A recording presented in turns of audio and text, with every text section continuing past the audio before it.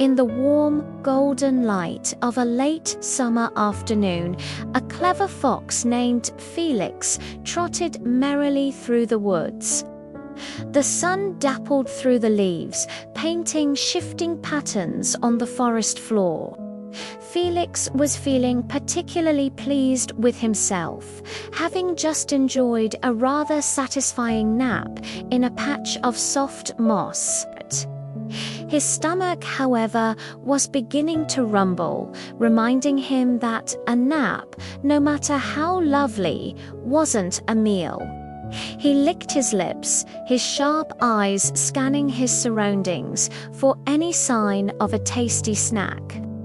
As he rounded a bend in the path, a magnificent sight stopped him in his tracks. There, climbing up the side of a tall, sun-drenched wall, was a grapevine. And not just any grapevine. This one was heavy with the most luscious, plump, and purple grapes he had ever seen. They hung in thick, juicy clusters, glistening like jewels in the sunlight.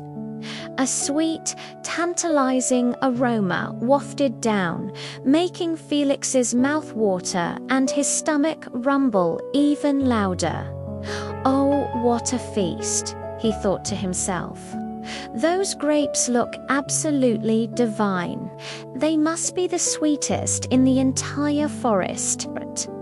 Determined to taste the heavenly fruit, Felix positioned himself directly beneath the most tempting bunch.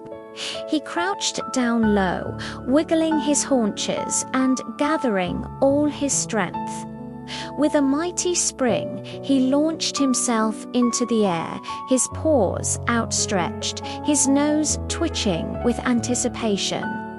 But alas, the grapes were just a whisker's breadth out of his reach.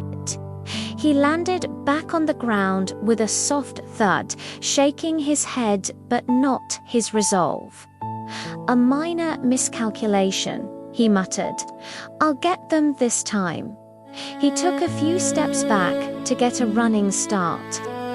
This time he charged forward, his legs a blur of orange fur, and leaped with even more power and grace.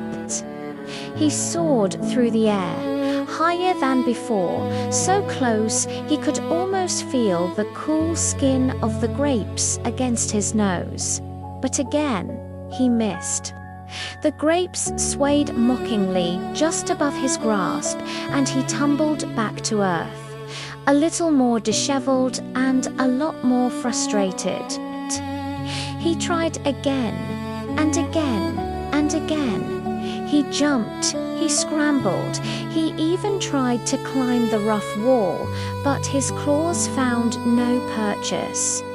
Each leap was higher, each landing harder.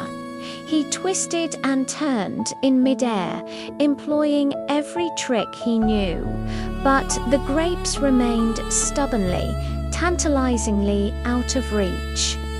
The sun began to dip lower in the sky, casting long shadows across the path.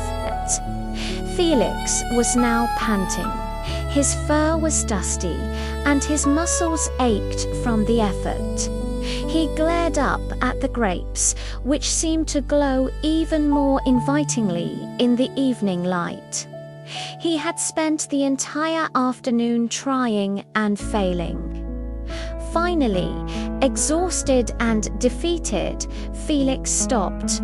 He stood up, brushed the dust from his coat with a flick of his tail, and tried to regain some of his lost dignity. He looked up at the grapes one last time, but this time his expression was different. He sniffed dismissively, lifted his nose high into the air, and turned to walk away. "Humph," he scoffed loudly for any woodland creature who might be listening. "I'm sure they're sour anyway. Who would want to eat such sour grapes?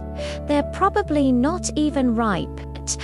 I wouldn't eat them even if they were served to me on a silver platter. And with that, Felix trotted away down the path, trying his best to look as though he had never wanted those grapes in the first place. He held his head high, pretending he was off to find a much better, much tastier dinner. But as he disappeared into the woods, he couldn't help but wonder what those beautiful, plump, purple grapes might have actually tasted like. It's often easy to pretend we don't want something when we realize we can't have it. Thank you so much for joining us for this classic tale. We hope you enjoyed Felix's little adventure. If you did, please give this video a thumbs up, and don't forget to hit that subscribe button and ring the bell so you won't miss our next story. We love sharing these timeless fables with you. See you next time.